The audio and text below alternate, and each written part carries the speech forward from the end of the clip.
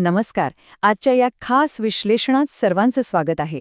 आज आपण एका अशा विषयावर बोलणार आहोत जो खरोखरच गेम चेंजर ठरू शकतो. ती म्हणजे महाराष्ट्र शासनाची मुख्यमंत्री ग्रामीण पशुधन उद्योजकता योजना 2026. 9 मार्च 2026ला आलेला हा निर्णय म्हणजे फक्त काही प्राण्यांचं वाटप नाहीये, तर ग्रामीण महाराष्ट्रात एक पूर्ण व्यावसायिक इकोसिस्टीम उभी करण्याची ही एक भली मोठी ब्लूप्रिंट आहे.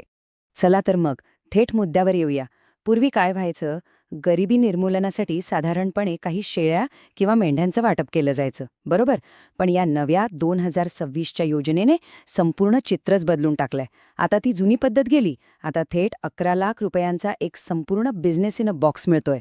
म्हणजे फक्त प्राणी नाही, तर सर्व साधनसामुग्रीसह एक पूर्ण व्यवसाय सेटअप. हा नुसता मदतीचा हात नाहीये, तर तुम्हाला थेट उद्योजक बनवण्याचा हा एक आधुनिक प्रयत्न आहे. तर आज आपण या योजनेचा संपूर्ण आराखडा समजून घेणार आहोत. 1. योजनेचे विशाल स्वरूप. 2. प्रकल्प खर्च आणि विभागणी. 3. शासनाचे घसघशीत अनुदान. 4. पात्रता आणि प्राधान्यक्रम. आणि 5. कागदपत्रे आणि अर्ज प्रक्रिया. चला पुढे जाऊया.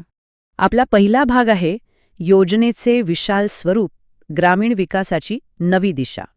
आता बघा, या योजनेचा मुख्य गाभा काय आहे, तर हे 50+5 मॉडेल.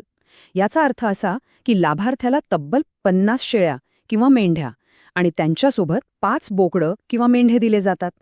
आणि विचार करा, एवढा मोठा गट म्हणजे ही काही छोटी सुरुवात नाहीये, तर एका मोठ्या व्यावसायिक प्रकल्पाची पायाभरणी आहे. विशेष म्हणजे शेतकरी, वनहक्कधारक आणि महिलांना थेट आर्थिकदृष्ट्या सक्षम उद्योजक बनवणं हा यामागचा उद्देश आहे. फक्त प्राणी देऊन सरकार मोकळं होत नाही, तर त्यांना लागणाऱ्या सर्व पायाभूत सुविधासुद्धा याच पॅकेजमध्ये मिळतात. आता वळूया दुसऱ्या भागाकडे, प्रकल्प खर्च आणि विभागणी, गुंतवणूक आणि नियोजन. कोणताही व्यवसाय म्हटलं की सर्वात आधी डोक्यात काय येतं? भांडवल. आणि इथे आकडा आहे 11,38,554 रुपये. होय, तुम्ही बरोबर ऐकलत. हा या संपूर्ण प्रकल्पाचा एकूण खर्च आहे. हा आकडाच सांगतो की ही योजना किती विशाल आहे. एवढी मोठी गुंतवणूक करून खऱ्या अर्थाने एक आधुनिक व्यवसाय उभा करण्यासाठीच हे पाऊल उचललं गेलंय. आता इथली सर्वात रंजक गोष्ट म्हणजे या खर्चाची विभागणी कशी केली आहे ते पहा. नुसते प्राणी आणून चालत नाही ना. म्हणूनच या 11 लाखांपैकी सुमारे 5.7 लाख रुपये पशुधन खरेदीसाठी आहेत. पण त्यासोबतच जनावरांच्या निवाऱ्यासाठी म्हणजे शेड बांधकामाकरिता 2 लाख रुपये दिले जातात. आता विजेचा प्रश्न येऊ शकतो, बरोबर? त्यावरही उपाय आहे.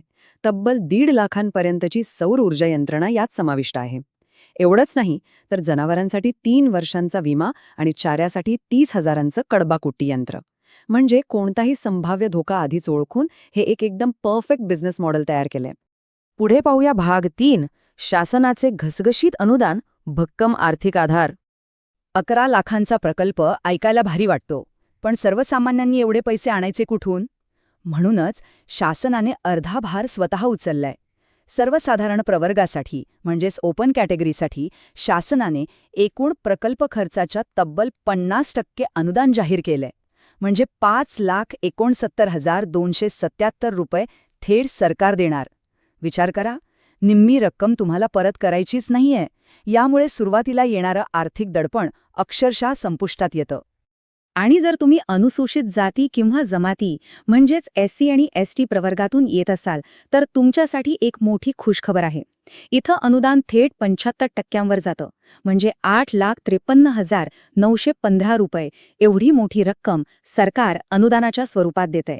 समाजातील या घटकांना थेट व्यवसायाच्या मुख्य प्रवाहात आणण्यासाठी हे खरोखरच एक जबरदस्त पाऊल आहे. यातला सर्वात महत्त्वाचा मुद्दा हा आहे की हे पैसे कुणा मध्यस्थाकडे जात नाहीत. हे अनुदान थेट तुमच्या बँक खात्यात म्हणजे DBTद्वारे 2 स्पष्ट टप्प्यात जमा होतं. कसं? तर पहिल्या टप्प्यात शेड बांधकाम आणि साधनसामुग्री खरेदी केल्यावर निम्मी रक्कम मिळते आणि उरलेली निम्मी रक्कम दुसऱ्या टप्प्यात पशुधन खरेदी पूर्ण झाल्यावर मिळते. एकदम सोपं आणि सुरक्षित. काम वेळेवर होत राहावं हाच यामागचा उद्देश आहे. आता वळूया भाग 4 कडे, पात्रता व प्राधान्यक्रम, योजनेच्या अटी आणि नियम. आता एवढा मोठा व्यवसाय उभा करायचा म्हणल्यावर काही बेसिक अटी तर असणारच, पण ते अगदी स्पष्ट आणि व्यवहार्य आहेत. शेड उभारण्यासाठी तुमच्याकडे किमान 1 एकर स्वतःची जमीन किंवा 5 वर्षांचा नोंदणीकृत भाडेपट्टा असणं गरजेचं आहे. अर्थात वनहक्कधारकांसाठी यात विशेष सूट आहे.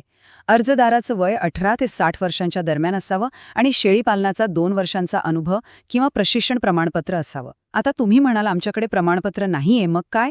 काळजी करू नका. अर्ज करताना प्रमाणपत्र नसेल तरी चालतं, फक्त अनुदान घेण्यापूर्वी ते पूर्ण करण्याचं हमीपत्र तुम्हाला द्यावं लागतं. आणि हो, एका कुटुंबातील एकाच व्यक्तीला याचा लाभ घेता येतो. हा तक्ता एक गोष्ट अगदी स्पष्ट करतो की शासनाने निवड प्रक्रियेत न्यायपद्धत कशी ठेवली आहे. प्राधान्यक्रम अगदी ठरलेला आहे. सर्वात आधी अत्यल्प भूधारक शेतकरी, त्यानंतर अल्पभूधारक, मग वनहक्कधारक आणि त्यानंतर महिला बचत गटांचा नंबर लागतो. विशेष म्हणजे या संपूर्ण योजनेत महिलांसाठी 30% आणि दिव्यांग व्यक्तींसाठी 5% आरक्षण राखीव आहे.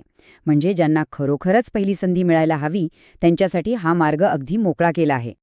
आपला शेवटचा भाग, भाग 5, कागदपत्रे आणि अर्ज प्रक्रिया. पूर्वतयारी हीच यशाची गुरुकिल्ली असते. कागदपत्रांची यादी छोटी पण महत्वाची आहे. मोबाईलशी लिंक असलेलं आधार कार्ड आणि बँक पासबुक मस्ट आहे. जमिनीचा पुरावा म्हणून 7-12 आणि 8 उतारा किंवा भाडेपट्टा करार लागेल. यासोबतच प्रशिक्षण किंवा अनुभवाचं प्रमाणपत्र आणि लागू असल्यास जातीचा दाखला लागेल. दिव्यांगांसाठी UDID आणि बचत गटांसाठी सदस्यत्व प्रमाणपत्र आवश्यक आहे. हे सगळं आधीच फाईल करून ठेवलं की ऐनवेळी अजिबात धावपळ होत नाही. आता बघूया प्रत्यक्ष अर्ज कसा करायचा. ही प्रक्रिया अगदी सोपी आणि पारदर्शक आहे. पशुसंवर्धन विभागाच्या पोर्टलवरून किंवा जवळच्या महा-ई-सेवा केंद्रातून तुम्ही ऑनलाईन अर्ज करू शकता. त्यानंतर पात्र अर्जांची निवड संगणकीय लॉटरी किंवा लकी ड्रॉ पद्धतीने केली जाते. म्हणजे कुणाचाही वशिला चालणार नाही. आणि एकदा तुमची निवड झाली की खरी शर्यत सुरू होते. आणि इथेच एक अत्यंत महत्त्वाचा आणि कडक नियम लागू होतो. लक्ष देऊ नये का? तुमची निवड झाल्यानंतर केवळ 1 महिन्याच्या आत तुम्हाला शेडचं बांधकाम आणि आवश्यक खरेदी पूर्ण करावी लागते. जर तुम्ही हे काम 1 महिन्यात केलं नाही तर तुमचा अर्ज थेट वेटिंग लिस्टमध्ये टाकला जातो. त्यामुळे ही केवळ अनुदान घेण्याची योजना नाहीये बरं का, तर एक बिझनेस उभं करण्याची फास्ट ट्रॅक शर्यत आहे. तुम्हाला ॲक्शन मोडमध्येच राहावं लागेल. तर मंडळी, आपण या योजनेचे सगळे पैलू उलगडून बघितले. 11 लाखांची मोठी गुंतवणूक, मजबूत पायाभूत सुविधा, घसघशीत अनुदान आणि अत्यंत पारदर्शक प्रक्रिया. हे सगळं एकाच ठिकाणी जुळून आलंय. आता शेवटी एक विचार करण्यासारखा प्रश्न उभा राहतो. अशा या भक्कम आर्थिक आणि पायाभूत पाठिंब्यामुळे ही योजना खरोखरच ग्रामीण महाराष्ट्राला आधुनिक पशुधन उद्योजकांचं एक नवं केंद्र बनवेल का? तुम्हाला काय वाटतं? नक्की विचार करा. ज्यांच्याकडे जिद्द आहे त्यांच्यासाठी ही नक्कीच एक सुवर्ण संधी आहे. आजच्या या विश्लेषणात सहभागी झाल्याबद्दल खूप खूप धन्यवाद. अशाच महत्त्वाच्या माहितीसाठी जोडलेले रहा.